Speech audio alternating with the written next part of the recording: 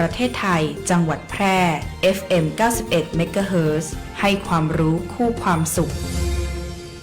เทศกาลเดินทางจะใกล้หรือไกลความอุ่นใจต้องมาก่อนขึ้นเครื่องลงเรือเดินทางไกลบาดเจ็บกระเป๋าหายไม่ต้องหวั่นใจเพราะมีประกันภัยคุ้มครองสบายใจได้ทุกทริปแค่3 ชอที่ใช่สำหรับคุณเช็คชัดชัวร์เช็คกรมธรรม์ประกันภัยการเดินทางให้พร้อมชัดเจนกับเงื่อนไขกรมธรรม์และความคุ้มครองชัวร์ได้เลยหากมีกรมธรรม์ประกันอุบัติเหตุการเดินทางที่พร้อมบริการฉุกเฉิน24 ชั่วโมงชัดทุกเช็คชัวร์ทุกทริปสายด่วนคปภ1186คปภคุ้มครองผู้ทำประกันภัยคุ้มครองคุณมาช่วยกันเฝ้าระวังไฟป่ามาผู้ก่อว่าภาคเหนือมีพื้นที่เผาซ้ำซากสูงถึง10 ล้านไร่กว่า 90% ของไฟป่ามาจากฝีมือมนุษย์ที่เผาเพื่อหาเห็ดของป่าและการเผาเศษซากพืชหลังการเก็บเกี่ยวบ่ว่าจะเป็นต่อสั่งข้าวโพดเลี้ยงสัตว์หรือนาข้าวฝุ่นควันจากการเผาคือ PM 2.5 ภัยเงียบติญะฮืออายุสั้นลงถึง1 ปีจากทั้งปอดอุดกั้นมะเร็งหัวใจล้มเหลวและสมองเสื่อมวร่วมใจคนไทยหยุดเผาคืนลมหายใจสะอาดให้ลูกหลานกับโครงการจัดยะนโยบายการเปลี่ยนแปลงการใช้ประโยชน์ที่ดินเพื่อบริหารจัดการ PM 2.5 สนับสนุนโดยวช.สำนักงานการวิจัยแห่งชาติช่วยกันรักษาบางส่วนให้นาบ่ฮือไฟป่ามันเข้าขบวนยาวแต่เราเข้ามาทั้งอำเภอเมื่อถูกมิจฉาชีพหลอกเผลอโอนเงินไปแล้วสิ่งสำคัญที่สุดคือต้องรีบตั้งสติและดำเนินการทันทีขั้นแรกรีบโทรหาธนาคารของคุณเพื่อแจ้งระงับบัญชีที่เกี่ยวข้องทันทีขั้นที่2รวบรวมหลักฐานทั้งหมดและไปแจ้งความกับตำรวจโทร1441หากมีข้อสงสัยติดต่อธนาคารแห่งประเทศไทยโทร1213มีสติไม่เสียสตางค์ย้ำอีกครั้งธนาคารแห่งประเทศไทยโทร1213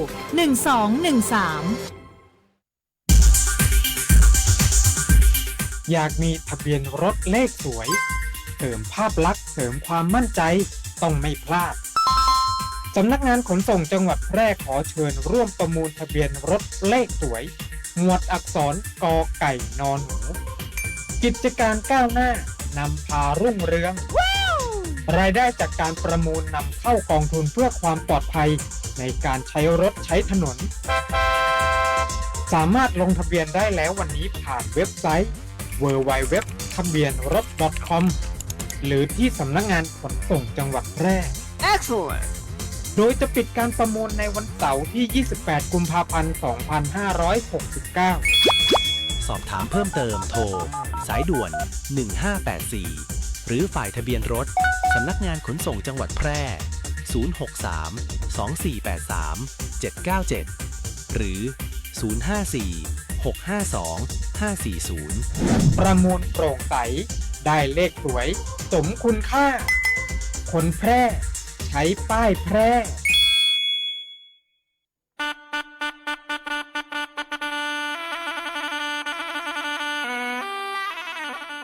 รู้หรือไม่ว่าเหนือใต้เราเชื่อมโยงกันภาษาเจ๊เหหรือภาษาตักใบเป็นภาษาถิ่นที่พูดกันในอำเภอตักใบจังหวัดนราธิวาสมีลักษณะเฉพาะตัวจากการผสมผสานระหว่างภาษาสุโขทัยโบราณภาษาใต้และภาษามลายูภาษาเจ๊เหจึงมีความโดดเด่นที่สำเนียงเนิบช้าและนุ่มนวลเป็นมรดกทางวัฒนธรรมที่กำลังเสี่ยงต่อการสูญหายภาษาเจ๊เห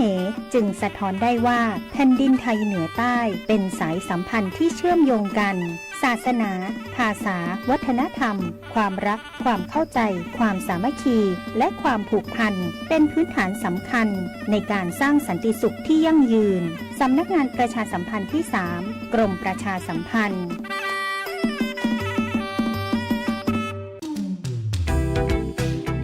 คุณกำลังฟัง FM 91 MHz สถานีวิทยุกระจายเสียงแห่งประเทศไทยจังหวัดแพร่ให้ความรู้คู่ความสุข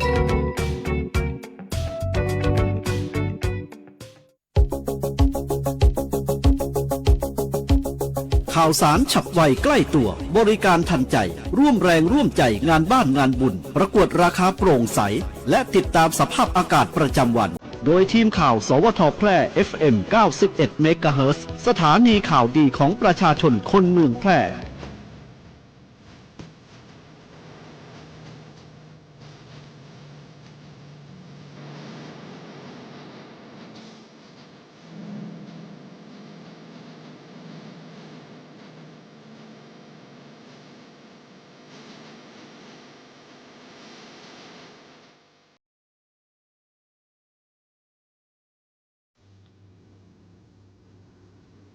สวัสดีครับสถานีวิทยุกระจายเสียงแห่งประเทศไทยจังหวัดแพร่เสนอข่าวท้องถิ่นประจำวันพุธที่ 25 กุมภาพันธ์ พุทธศักราช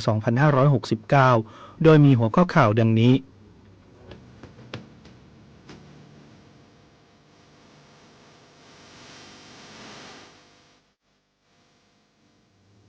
กรมชลประทานสรุปผลสำรวจออกแบบอาคารบังคับน้ำแม่น้ำยม2 แห่งในจังหวัดแพร่มุ่งยกระดับการบริหารจัดการน้ำมหาวิทยาลัยมหาจุฬาลงกรณราชวิทยาลัยวิทยาเขตแพร่จัดโครงการองค์กรวิถีพุทธจิตอาสาบวชป่าทำแนวกันไฟเริ่มแล้วงานชมชิมช็อปโอท็อปของดี4 ภาคมหกรรมผ้าพื้นเมืองและของดีเมืองแพร่ครั้งที่ 11 กระตุ้นเศรษฐกิจสร้างรายได้สู่ชุมชนกระทรวงศึกษาธิการชี้แจงปรับปรุงประกาศรับนักเรียนไม่มีสัญชาติเน้นกลุ่มที่พำนักในไทยให้สอดคล้องมติครม.กรมอนามัยย้ำข้อควรระวังในกลุ่มเสี่ยงช่วงฤดูร้อนแนะดื่มน้ำให้เพียงพอเลี่ยงแดดจัดต่อไปเป็นรายละเอียดของข่าว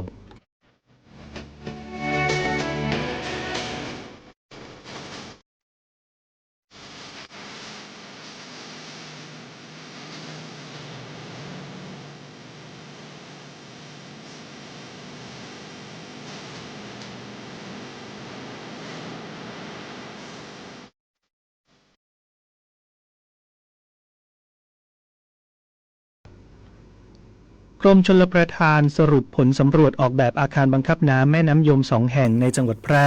มุ่งยกระดับการบริหารจัดการน้ำและพื้นที่ชลประทานกว่า 70,000 ไร่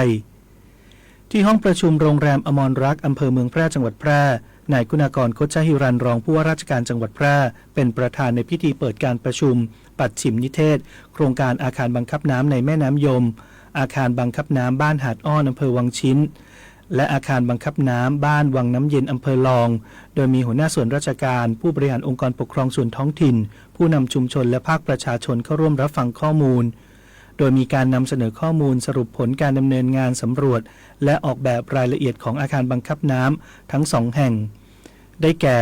ประตูระบายน้ำหน้าด่านวังขอนแดงบ้านหาดอ้อนอำเภอวังชิ้นเป็นอาคารคอนกรีตเสริมเหล็กควบคุมด้วยบานระบายเหล็กโค้ง6 บานมีคันกั้นน้ำยาว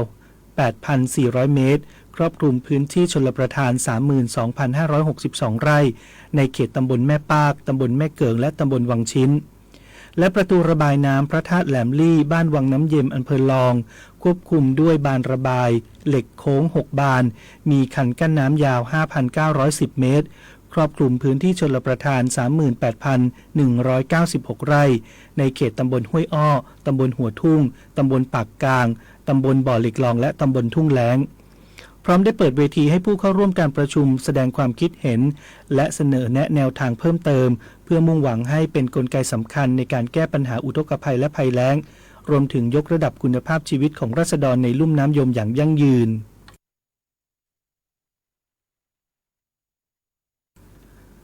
มหาวิทยาลัยมหาจุฬาลงกรณราชวิทยาลัยวิทยาเขตแพร่จัดโครงการองค์กรวิถีพุทธจิตอาสาบวชป่าทำแนวกันไฟสร้างพลังความร่วมมืออนุรักษ์ป่าชุมชน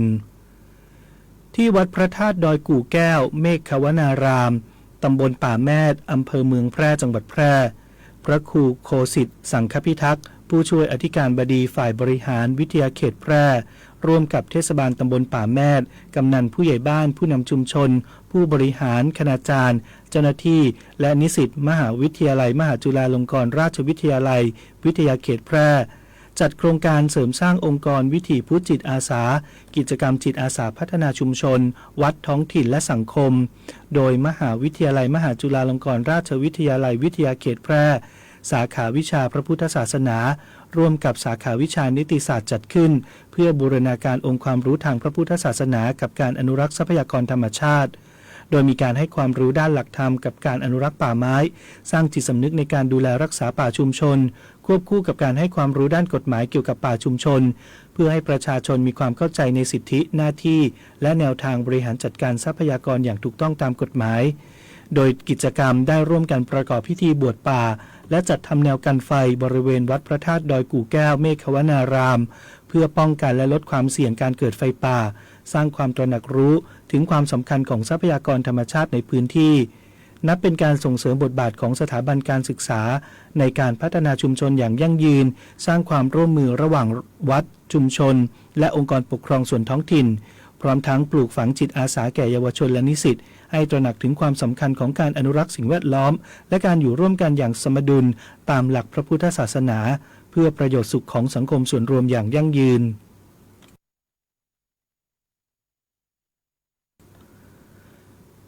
เริ่มแล้วงานชมชิมช็อปโอท็อปของดี4ภาคมหกรรมผ้าพื้นเมืองและของดีเมืองแพร่ครั้งที่11กระตุ้นเศรษฐกิจฐานรากสร้างรายได้สู่ชุมชนที่กาด3 วัยเทศบาลเมืองแพร่นายสมชัยเลิศประสิทธิพันธ์ผู้ว่าราชการจังหวัดแพร่เป็นประธานเปิดงานชมชิมช็อปโอท็อปของดี4ภาคมหกรรมผ้าพื้นเมืองและของดีเมืองแพร่ครั้งที่11ซึ่งสำนักงานพัฒนาชุมชนอำเภอเมืองแพร่ร่วมกับเครือข่ายโอท็อปอำเภอเมืองแพร่และเทศบาลเมืองแพร่จัดขึ้นระหว่างวันที่23กุมภาพันธ์ถึง1มีนาคม2569เพื่อส่งเสริมและสนับสนุนผู้ผลิตผู้ประกอบการผลิตภัณฑ์ชุมชนและท้องถิ่นให้ใช้ภูมิปัญญาและทรัพยากรในชุมชนพัฒนาสินค้าให้มีคุณภาพและมาตรฐานพร้อมทั้งเพิ่มช่องทางการตลาดเชื่อมโยงเครือข่ายทั่วประเทศสร้างโอกาสและรายได้ให้แก่กลุ่มผู้ผลิตในพื้นที่ภายในงานมีกิจกรรมหลากหลายอาทิการจำหน่ายผลิตภัณฑ์โอท็อประดับ 3-5 ดาวจากทั้งในจังหวัดแพร่และต่างจังหวัดกว่า70บูธการประกวดคนงามเมินอำเภอเมืองแพร่การเดินแบบผ้าไทยการประกวดส้มตำและน้ำปลาร้าจ่าวิรัตการจำหน่ายเสื้อมะฮ้อมในราคาพิเศษตัวละ100 บาทรวมถึงกิจกรรมส่งเสริมการขายเช่นนาทีทองลุ้นรับกิฟต์โวเชอร์เพื่อกระตุ้นการจับจ่ายใช้สอยภายในงานยกระดับคุณภาพสินค้าสร้างมูลค่าเพิ่มและขยายตลาดให้กว้างขวางยิ่งขึ้นซึ่งจะนำไปสู่การสร้างรายได้ที่มั่นคงและขับเคลื่อนเศรษฐกิจฐานรากของจังหวัดแพร่ให้เติบโตทั้งนี้ขอเชิญชวนประชาชนและนักท่องเที่ยวร่วมชมชิมช็อปสินค้าคุณภาพพร้อมสัมผัสเสน่ห์ผ้าพื้นเมืองและของดีเมืองแพร่ตลอดระยะเวลาการจัดงาน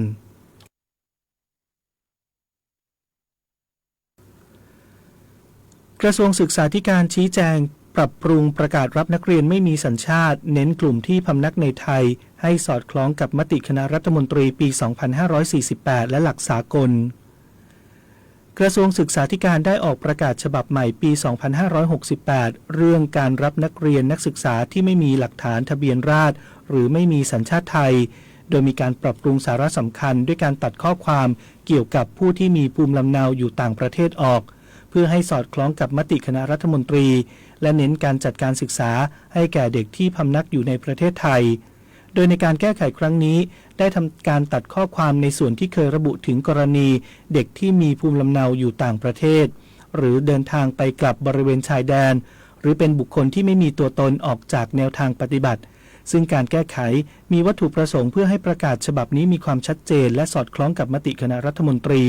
เมื่อวันที่ 5 กรกฎาคม 2548 ซึ่งกำหนดให้รัฐขยายโอกาสทางการศึกษาแก่บุคคลที่ไม่มีหลักฐานทางทะเบียนราษฎร์หรือไม่มีสัญชาติไทยที่อาศัยอยู่ในประเทศไทยเท่านั้นและการจัดการศึกษาดังกล่าวเป็นไปตามรัฐธรรมนูญแห่งราชอาณาจักรไทยมาตรา 54 และพระราชบัญญัติการศึกษาแห่งชาติพุทธศักราช 2542 มาตรา 10 ที่กำหนดให้เด็กทุกคนต้องได้รับโอกาสทางการศึกษาขั้นพื้นฐานอย่างเท่าเทียมและทั่วถึงโดยไม่เก็บค่าใช้จ่ายนอกจากนี้ยังสอดคล้องกับพันธกรณีที่ประเทศไทยเป็นภาคีในกฎหมายระหว่างประเทศเช่นอนุสัญญาว่าด้วยสิทธิเด็กที่ระบุว่ารัฐภาคีต้องรับรองสิทธิของเด็กทุกคนในการเข้าถึงการศึกษาโดยไม่แบ่งแยกสัญชาติหรือสถานะทางกฎหมายสำหรับแนวทางปฏิบัติสำหรับสถานศึกษาตามประกาศฉบับใหม่สถานศึกษายังคงมีหน้าที่ประสานงานกับผู้ปกครองเพื่อรวบรวมเอกสารหลักฐานส่งให้สำนักทะเบียนท้องถิ่นเพื่อจัดทำเลขประจำตัว13หลัก ในกรณีที่ตรวจสอบแล้วพบว่าเป็นบุคคลที่ไม่สามารถกำหนดสถานะตามกฎหมายทะเบียนราษฎร์ได้แต่พำนักอยู่ในประเทศไทยสถานศึกษาจะดำเนินการออกรหัสประจำตัวผู้เรียนเพื่อใช้เป็นฐานข้อมูลในการรับงบประมาณเงินอุดหนุนรายหัวและติดตามตัวผู้เรียนจนกว่าจะสำเร็จการศึกษา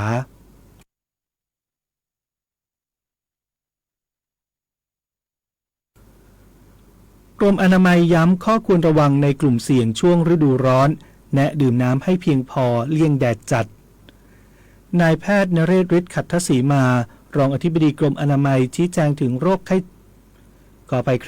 ชี้แจงถึงโรคภัยไข้เจ็บที่มักมาพร้อมกับฤดูร้อนซึ่งสามารถแบ่งออกเป็นกลุ่มหลักๆได้แก่กลุ่มอาการที่เกิดจากความร้อนเช่นภาวะเพลียแดดและโรคลมแดดกลุ่มโรคทางเดินอาหารอาทิโรคท้องร่วงและอาหารเป็นพิษกลุ่มโรคติดต่อทั่วไปเช่นโรคพิษสุนัขบ้าและโรคตาแดงกลุ่มโรคผิวหนังที่เกิดจากการถูกแดดเผาหรือมีผื่นไหม้สำหรับภาวะเพลียแดดจะมีอาการอ่อนเพลียวิงเวียนศีรษะเหงื่อออกมากและร่างกายจะเปียกชื้นจากการสูญเสียน้ำซึ่งอาจนำไปสู่ภาวะความดันโลหิตตกได้การปฐมพยาบาลเบื้องต้นคือการนำผู้ป่วยไปยังที่ร่มที่มีอากาศถ่ายเท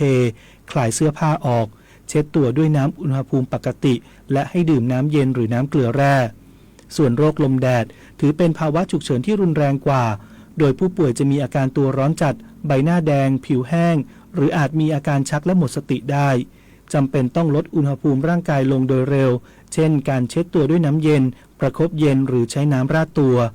ในกรณีของโรคทางเดินอาหารซึ่งพบได้บ่อยในฤดูร้อนอาการที่พบบ่อยคือถ่ายเหลวปวดบิดบางรายอาจมีไข้ร่วมด้วยควรดื่มน้ำเกลือแร่และรับประทานอาหารที่ปรุงสุกใหม่เพื่อช่วยให้อาการทุเลาลง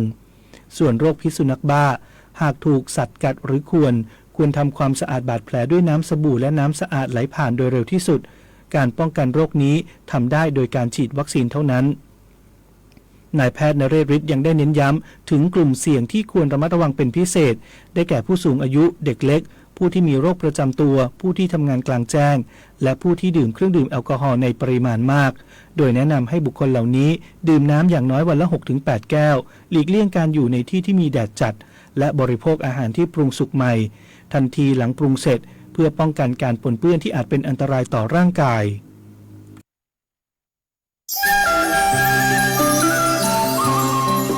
ขอเชิญพ่อแม่พี่น้องร่วมงานบุญใหญ่ประจำปีของเจ้าแป่ในงานประเพณีไหว้พระธาตุเจ้าแห่เมืองแป่แห่ตุงหลวงระหว่างวันที่22 กุมภาพันธ์ถึง 3 มีนาคม 2569 10 วัน 10 คืนณวัดพระธาตุเจ้าแห่พระอารามหลวงพบกับกิจกรรมต่างๆเช่นรับชมขบวนแห่เครื่องสักการะและผ้าห่มองค์พระธาตุเจ้าแห่จาก 8 อำเภอวันศุกร์ที่ 27 กุมภาพันธ์และร่วมต้อนรับนายกรัฐมนตรีนายอนุทินชาญวิรากูลร่วมห่มผ้าองค์พระธาตุเจ้าเจ้าแห่ชมนิทรรศการพระบารมีพระแม่ไทยปกเกล้าเจ้าแป่น้อมรำลึกสมเด็จพระบรมราชชนนีพันปีหลวงการเนรมิตลานพระธาตุเจ้าแห่เป็นสวนป่าหิมพานต์มหัศจรรย์หิมพานต์สักการะพระธาตุเจ้าแห่การประกวดมัคคทายกน้อยการประกวดอุบาสกเทพบุตรอุบาสิกาเทพธิดาการประกวดเครื่องสักการะล้านนาการแสดงแสงสีเสียงยอประนมก้มเกล้าเกษีไหว้สาปารมีพระธาตุเจ้าแห่และการแสดงโขนรามเกียรติ์ตอนยกรบโดยวิทยาลัยนาฏศิลป์เจียงใหม่เก็บโมเมนต์ประทับใจกับครอบครัวและเพื่อนๆโดยกล้องถ่ายวิดีโอหมุนรอบตัวกับวิดีโอบูส360 องศาอุโมงค์ไฟปีขานและเลือกซื้อสินค้าและผลิตภัณฑ์ต่างวัฒนธรรมสินค้าชุมชนต่างๆอีกมากมายเสาร์2 กุมภาพันธ์ถึง 3 มีนาคม 2569 10 วัน 10 คืนงานประเพณีไหว้พระธาตุเจ้าแห่เมืองแป่แห่ตุงหลวง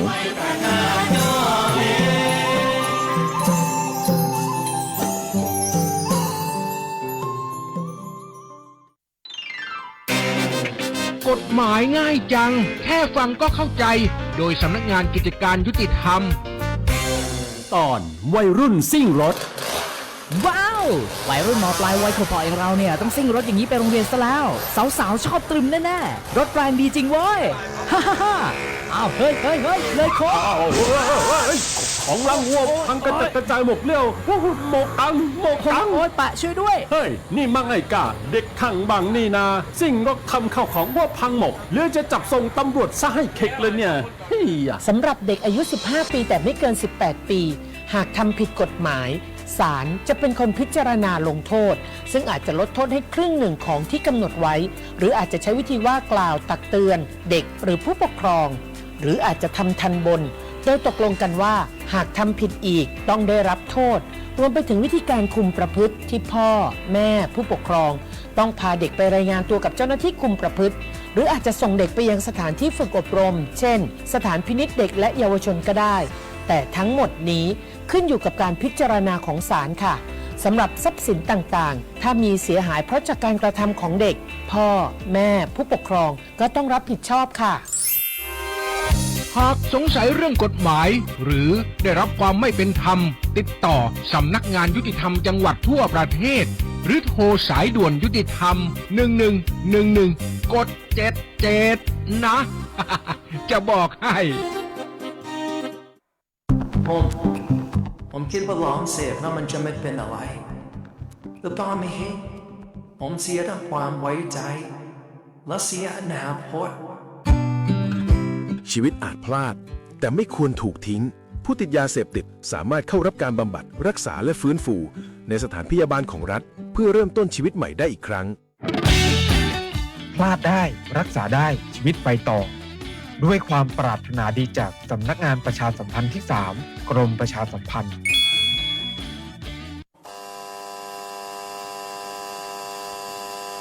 3 6 5นี่ไม่ใช่ตัวเลขเสี่ยงโชคแต่อยากให้ปักหมุดตัวเลขนี้ไว้เพื่อการตระหนักและสร้างจิตสำนึกในการป้องกันหมอกควันไฟป่าให้365วันตลอดทั้งปีเป็นช่วงเวลาของการป้องกันหมอกควันไฟป่าเพื่อคุณภาพอากาศที่ดีต่อสุขภาพหมอกควันไฟป่าจะได้เบาบางลงจนกลายเป็นหมอกจางๆและค่อยๆเลือนหายไป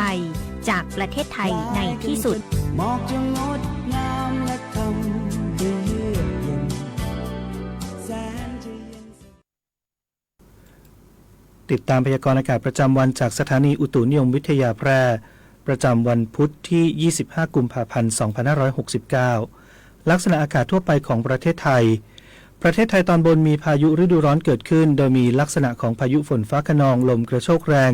ลูกเห็บตกและฝนตกหนักบางแห่งรวมถึงฟ้าผ่าที่อาจเกิดขึ้นได้ในบางพื้นที่เนื่องจากบริเวณความกดอากาศสูงหรือมวลอากาศเย็นจากประเทศจีนปกคลุมด้านตะวันออกของภาคตะวันออกเฉียงเหนือและทะเลจีนใต้ส่งผลทำให้มีลมใต้และลมตะวันออกเฉียงใต้พัดนำความชื้นเข้ามาปกคลุมภาคตะวันออกเฉียงเหนือภาคกลางภาคตะวันออกและอ่าวไทยประกอบกับคลื่นกระแสลมฝ่ายตะวันตกจากประเทศเมียนมาเคลื่อนเข้าปกคลุมภาคเหนือและภาคตะวันออกเฉียงเหนือตอนบนในขณะที่ประเทศไทยตอนบนมีอากาศร้อน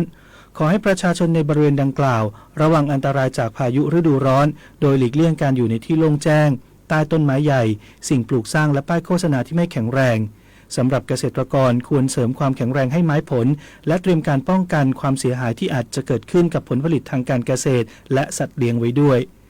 สำหรับภาคใต้มีฝนฟ้าคะนองบางแห่งเนื่องจากลมตะวันออกและลมตะวันออกเฉียงใต้พัดปกคลุมอ่าวไทยภาคใต้และทะเลอันดามันส่วนคลื่นลมบริเวณอ่าวไทยมีกำลังปานกลางโดยมีคลื่นสูงประมาณ1เมตรบริเวณที่มีฝนฟ้าคะนองคลื่นสูงมากกว่า2เมตรขอให้ชาวเรือบริเวณอ่าวไทยและทะเลอันดามันเดินเรือด้วยความระมัดระวังฝุ่นละอองในระยะนี้ประเทศไทยตอนบนมีการสะสมของฝุ่นละอองหรือหมอกควันอยู่ในเกณฑ์ปานกลางถึงค่อนข้างมากโดยมีแนวโน้มทรงตัวหรือลดลงเนื่องจากมีการระบายอากาศอยู่ในเกณฑ์ปานกลางและมีโอกาสเกิดฝนตกในบางพื้นที่พยากรณ์อากาศบริเวณภาคเหนือมีพายุฝนฟ้าคะนอง40%ของพื้นที่กับมีลมกระโชกแรงลูกเห็บตกและฝนตกหนักบางแห่งส่วนมากบริเวณจังหวัดแม่ฮ่องสอนเชียงใหม่เชียงรายพะเยาน่านอุตรดิตถ์ตากกำแพงเพชรพิจิตรพิษณุโลกและเพชรบูรณ์อุณหภูมิต่ำสุด 19-24 องศาเซลเซียส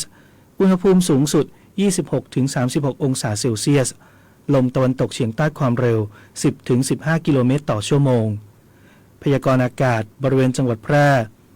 ฝนฟ้าคะนอง30%ของพื้นที่กับมีลมกระโชกแรงบางแห่ง ทัศนวิสัย 3-6 กิโลเมตร ลมตะวันตกเฉียงใต้ความเร็ว 10-15 กิโลเมตรต่อชั่วโมงอุณหภูมิสูงสุดที่สถานีอุตุนิยมวิทยาแพร่วานนี้วัดได้ 34.7 องศาเซลเซียสอุณหภูมิต่ำสุดที่สถานีอุตุนิยมวิทยาแพร่เช้าวันนี้วัดได้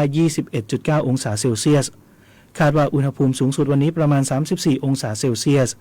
คาดว่าอุณหภูมิต่ำสุดเช้าพรุ่งนี้ประมาณ 21 องศาเซลเซียส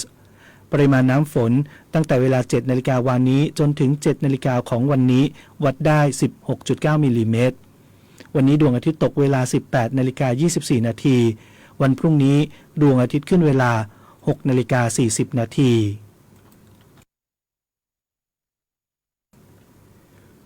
การอำนวยการยุติธรรมขั้นตอนที่ถูกต้องก็ต้องอาศัยความรู้ความสามารถในด้านกฎหมายตลอดจนมีความเข้าใจในชีวิตในสังคมหรือในอุดมการณ์ของชาติเพราะว่ากฎหมายนั้นใช้ให้ถูกก็ดีใช้ให้ไม่ถูกก็เสียมากพระบรมราโชวาทพระบาทสมเด็จพระเจ้าอยู่หัวจบข่าวธนชัยสุวรรณากาศอ่าน